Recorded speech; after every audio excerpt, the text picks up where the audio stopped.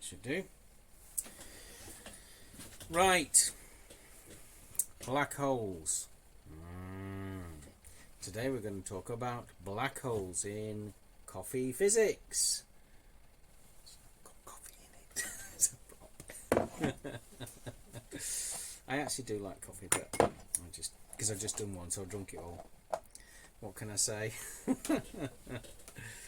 Black holes. Right. The physicists are wrong. They're wrong. Eh? Look at my head now, isn't it bigger? It may well be right that a lot of them are oversimplifying things because they are they're attempting to they tend to explain things to knobs like you and me, and there's an awful lot of complicated language which they're not going to go into in a small YouTube video. So it may well be, okay, not insulting any physicists at all, but having said all that, sorry, no, I don't understand something very, very fundamental, right? There's a guy who was, he existed and did a lot of work, and he was a patent clerk, and he did this stuff to do with physics. You know what I mean? And he told us, well, he did a lot of stuff which has been verified, yeah, so it's good science, obviously. We're talking about Einstein, of course. And one of the things that he said, these things, sorry, not physical things, sorry, they're not there. Or at least what it meant, he was talking about the singularity, because the singularity is where essentially you have mass but no volume. So that means you've got an infinite density. And he's like, no, that doesn't work. Sorry, you can't have. Infinity isn't physics. Sorry. You know. And so it's like, no, it's wrong. And he's right to say that, actually, because there's something that's missing. And that is time. Okay. Now, here's a black... Okay, I've muted it off. This is Pretty Boy, Brian Cox. And he's talking about... black holes, and he's explaining them in his video, which I think I commented on, maybe, I don't know, I'm not sure, but there's plenty of other videos you can see. Look, black holes there, yeah, you can see it, and all these things, and Neil deGrasse Tyson, who's an interesting guy, and it loads of videos of the other side. And then you get, and one I actually do think she's quite good at explaining things, is Sabine. I don't know what her last name is now, but you know what I mean, and she does one as well. Let's try and find it. Sabine or Spender, that's the one. We got Brief History of Black Holes, and she does an explanation as well. There it is, see, Brief History. Let's go on, because she's good. Black holes. She does it in relatively... But before I get to this, let me mention that all my videos have captions. You can turn them on by clicking on... Right, so she's talking but about... for most stellar object is what we now call the black hole horizon. Right, so she's obviously described, and there's lots of people who are describing what happens with a black hole. Basically, if you go into a black hole, you get sucked in, you get stretched, and eventually you hit the singularity, and they don't have no clue what happened there, do they? It's like... physics, what's that, you know? And so what we're basically talking about, right, is that they don't understand it, and of course they admit they don't understand it, because it's like, what, infinity? How's that going to work? Well, first of all, you've got the wrong infinity. It's not at the singularity. The event horizon is the one we're talking about. It's described in one. I'm going to find it. Sorry, Sabina, I'm going to have to move on. Oh, that's another one. And there's a... What's his name? Oh, okay. It's in my history. Let me just look in my history. Skip all the porn sites. And I'll go to something which is talking about... Talk amongst yourselves for a minute, okay? I can do a search, can't I? Black hole. And there's one that's called Schwartzchild black hole. That's the one. I'm trying to go for Schwartzchild because it's the Schwartzchild radius. They're talking about Schwartzchild radius because he's the guy. Schwartzchild was a mathematician. He didn't care what happened in physics. He can have infinities. Sod them. And so we've got. There's a guy who's doing it. I've prepared well for this, haven't I? And he is talking about the Schwarzschild radius. I think it's there. Schwarzschild black hole. And I've seen one. You can see all these. They all have nice, interesting pictures about how the black holes work, and they always look like plug holes, don't they? Water going down plug holes. It's not like that.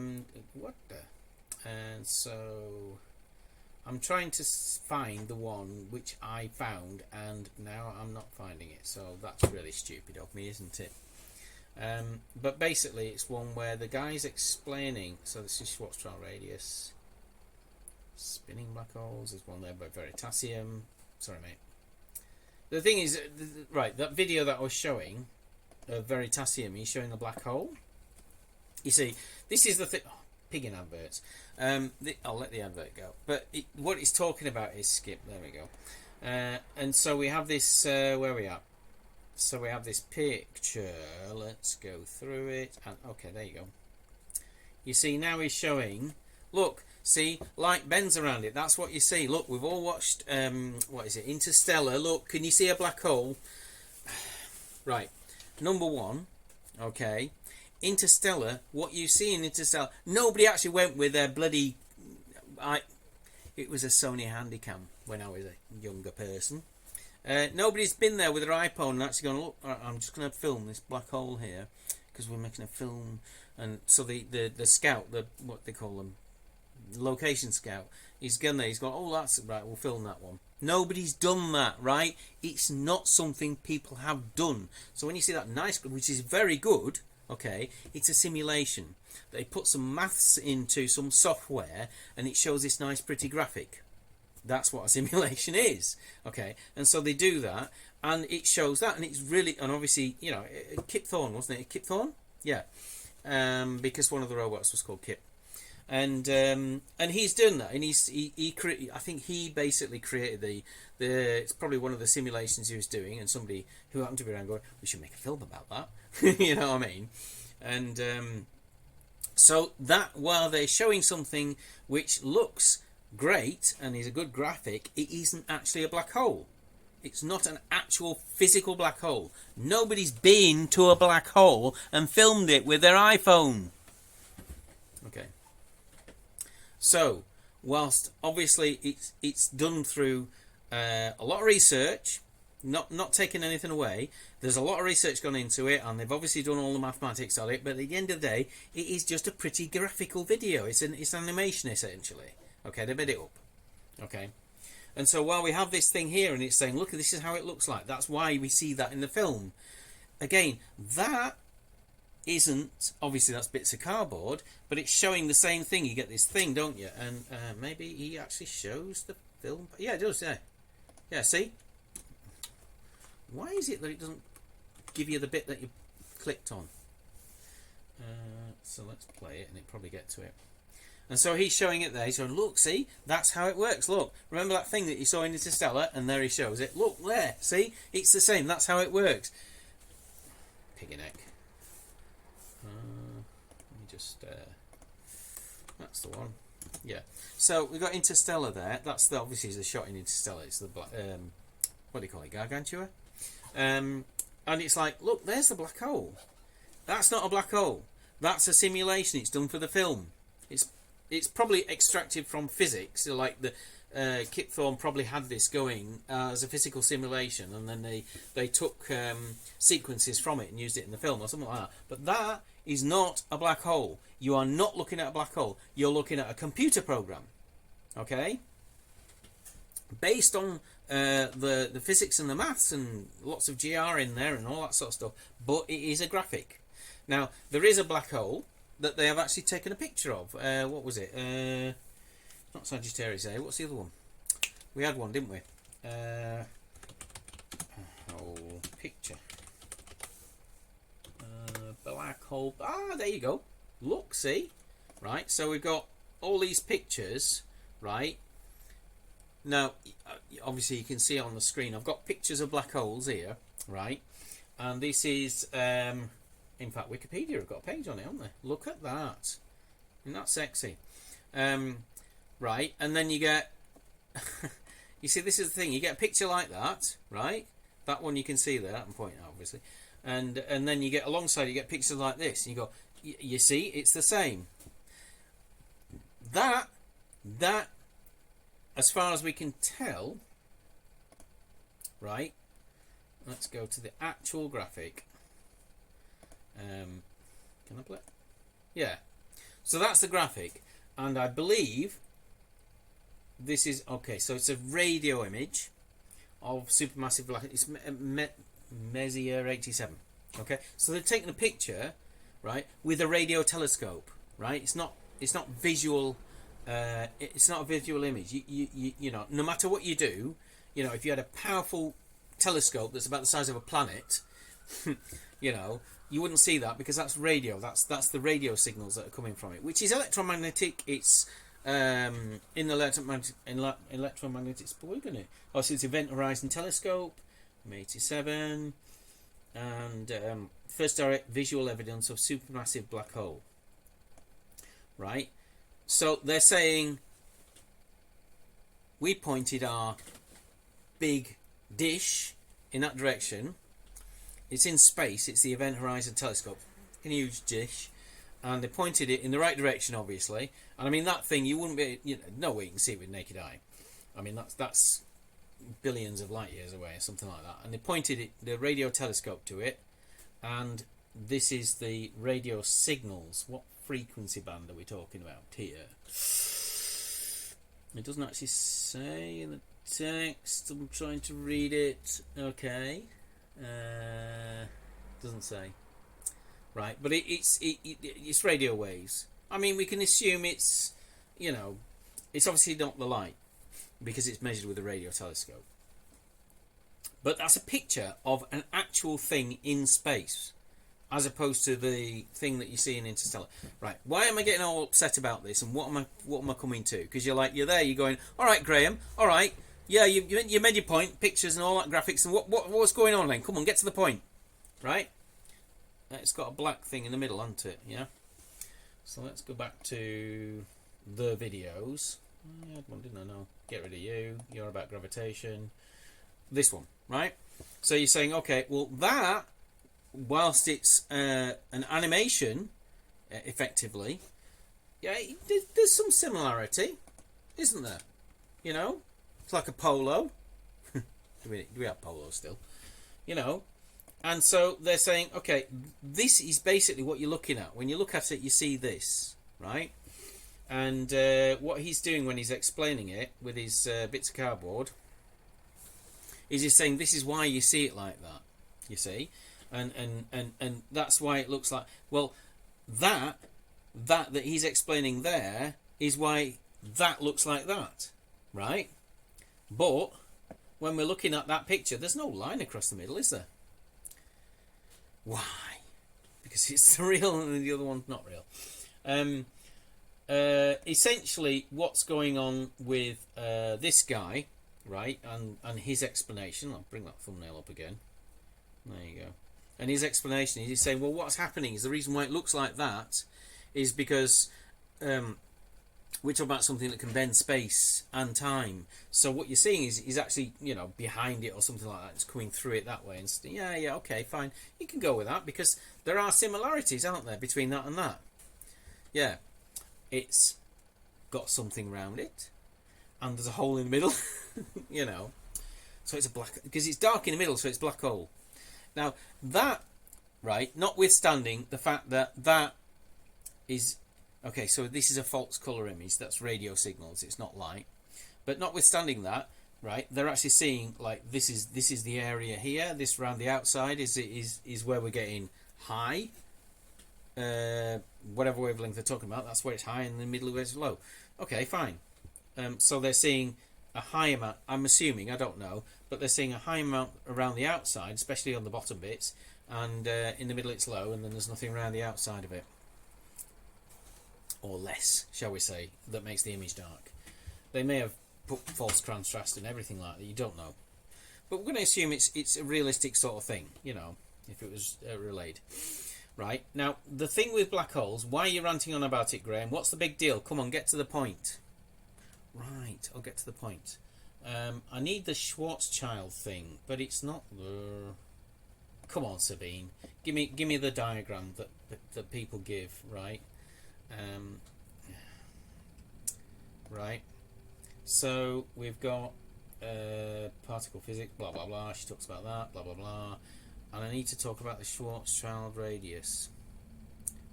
Yeah. So what we're talking about here, I think it's about here. You see, oh, that's sound waves. She's talking about sound waves. Right. I'm going to stop it because I need to find the right video. Bloody. It's on here somewhere. Let me just find it. Because I was messing around. Just carry on talking amongst yourselves, okay? I'll find it. I will find it. In amongst my flat earth videos. Well, that's a laugh. Flat earthers. Wow. Interesting. Dialect. So this guy. Dialect. Let me try and get that sorted out now. Dialect.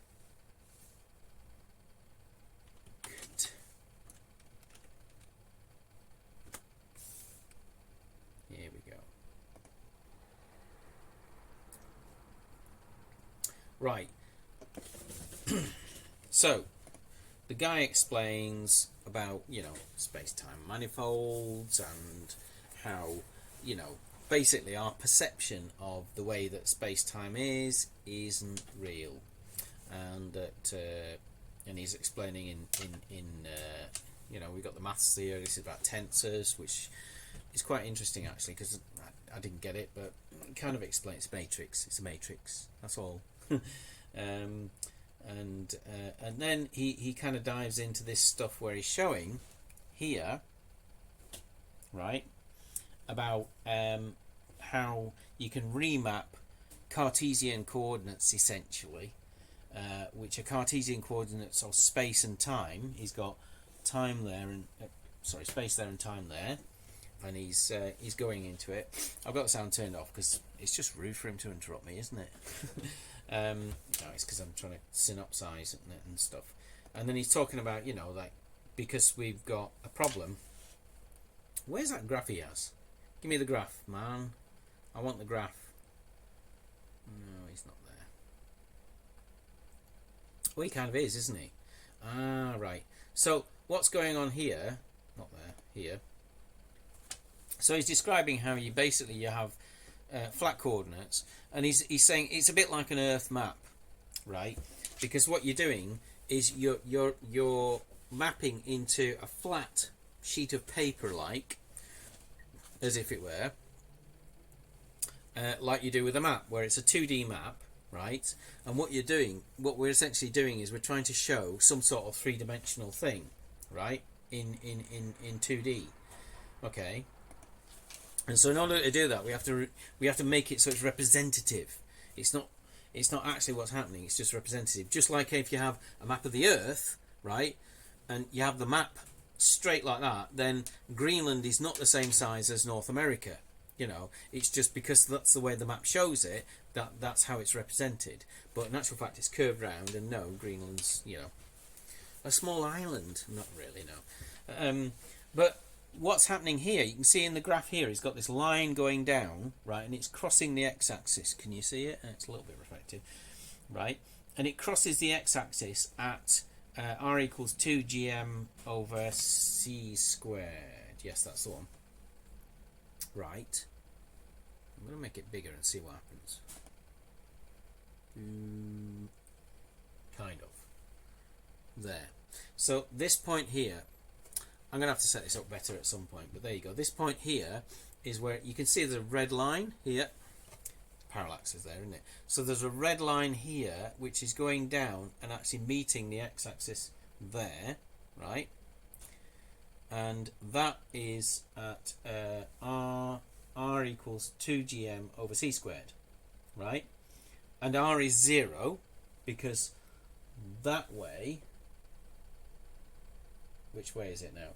This is the x-axis, but what is these representing? Now I'm trying to see. It's a Schwartzchild thing, okay? So we've got r is 0 central mass. So this geezer here, right?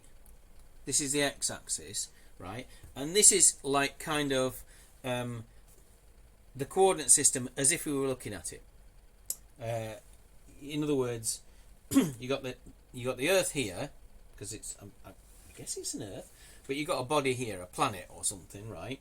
And that's the 0 is its center of mass, right? And then you've got the it must be a black hole, I guess. But if it was like like you'd have for instance, if it was a planet and it'd be like here, the radius of the planet would be like here, and the Schwarzschild radius is here on the inside of it. So therefore, it's not a black hole, and it's more like a sun, that, isn't it? Yeah, if it was an Earth, it would be way over there. So we're saying that the Schwarzschild radius, which is it crosses the x-axis here. Now, why am I talking about this, and why am I saying right? It's because it's crossing it, right? And this is the graph of 2gm over c squared. Is that right? No, it's not. No. I think there's this graph, right? So what it is that it's r. So this is r, and this is 2gm over c squared r. The vertical axis is 2gm over c squared r, right? So they both got the same r.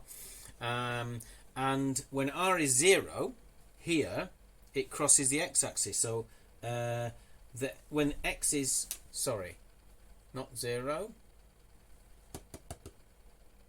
So this must be r. I'm trying to understand which way it is. Is this is, all right, it's got 4 times 2gm over c, well 8 gm over c squared, and this is down here is 16 gm over c squared, right? So what is he plotting? He's plotting r against the root of 1 minus 2gm over c squared r, right? Now this is a square root, so basically this is it's a square root reciprocal, isn't it? Right, it's a square root of a reciprocal, right? And what you get there, because it's a reciprocal graph, right? Because r is on the bottom, so that's a reciprocal, and then you're taking the square root of it. So what you're getting is, because it's a reciprocal, you get asymptotes, right? Where it's infinities, right? And these got 1 at 1, right? Because it's 1 minus, and then some function, some reciprocal of r. 1 minus some reciprocal of r. So when r equals 1, when r equals 1, then 2gm over c squared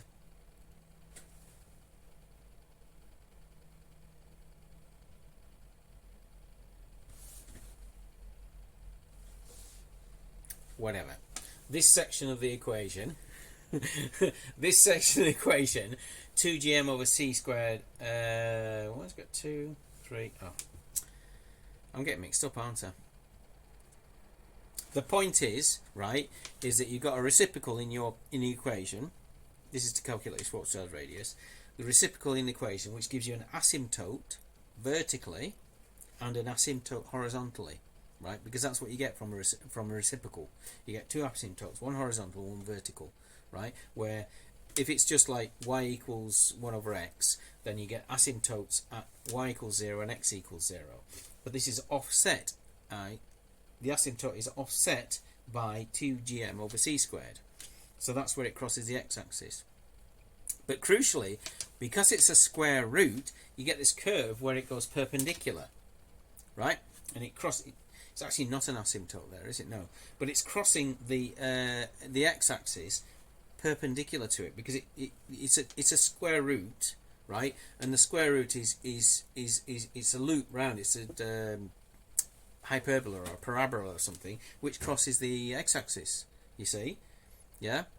The bit that goes underneath the x-axis is actually like you have to use complex maths with that square root of -1 and stuff like that to get it. But crucially, it comes back.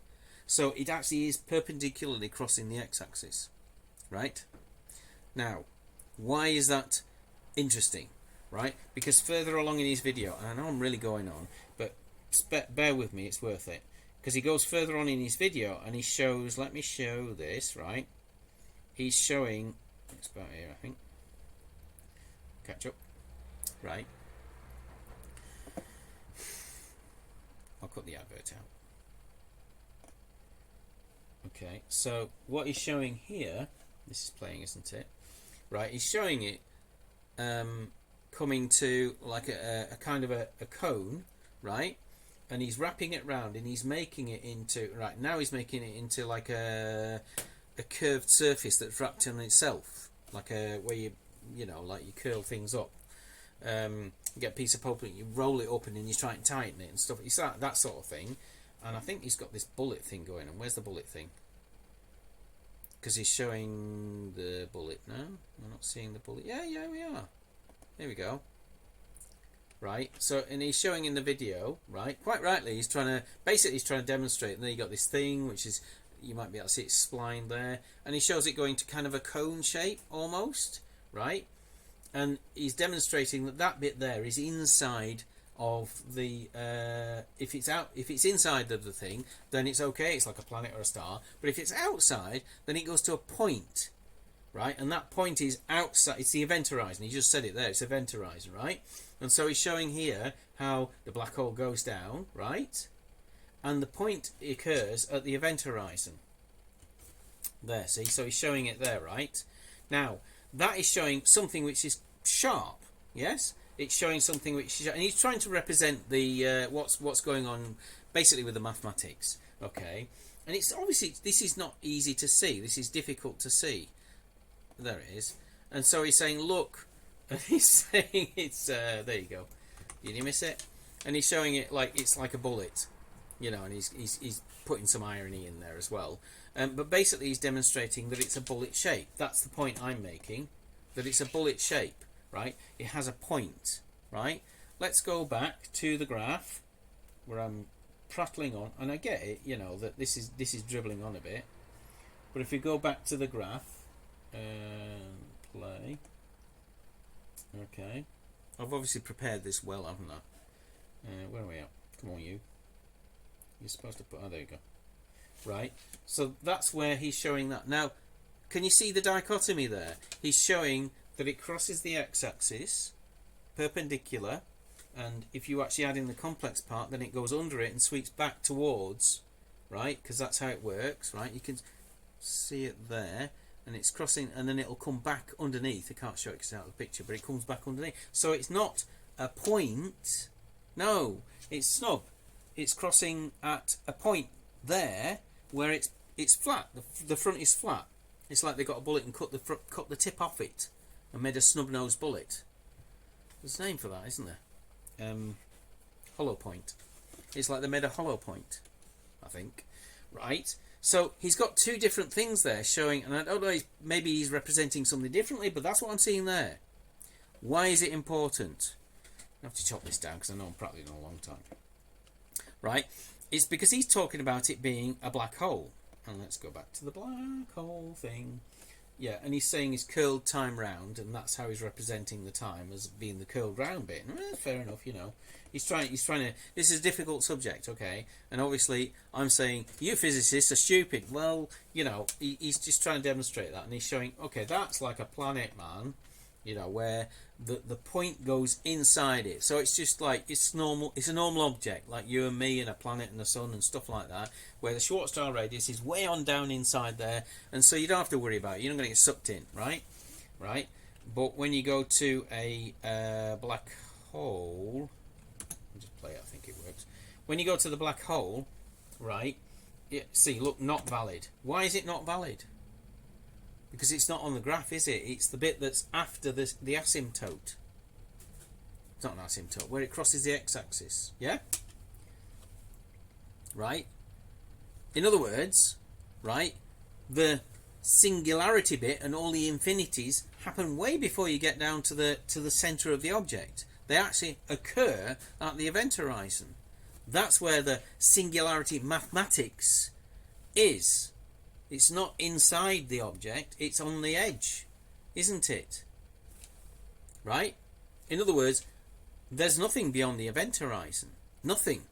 There's actually no existence outside of the event horizon. It isn't in this universe. Because the mathematics stop at the event horizon. They don't continue and you don't get an infinity. The infinity is the event horizon itself. You see? So how can you explain, maybe I'm not understanding this correctly, and that's fine too, but how can you explain, right, and you've got the speed of causality, commonly known as the speed of light, but it's just that it happens to be that speed, right? The speed of causality, 3 times 10 to the 8 meters per second, right, roughly, give or take, you know.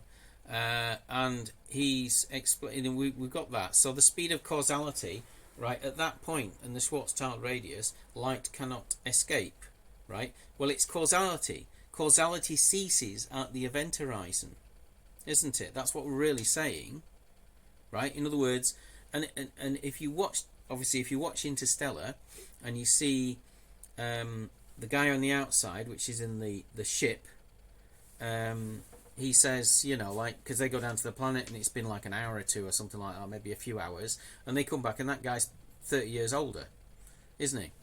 And so what's happening there is that's demonstrating the difference when the guy on the outside passed 30 years when the guy on the inside. So if he could actually watch it, he would see that guy going very, very slowly. They'd be all really, really slowly, and they're trying to, and the ship comes down from the water, and he'd be able to see it, and he'd be like, "Watch out!" And like they're coming down really, really slowly from the water and stuff like that. Yeah, I mean, we've all seen it.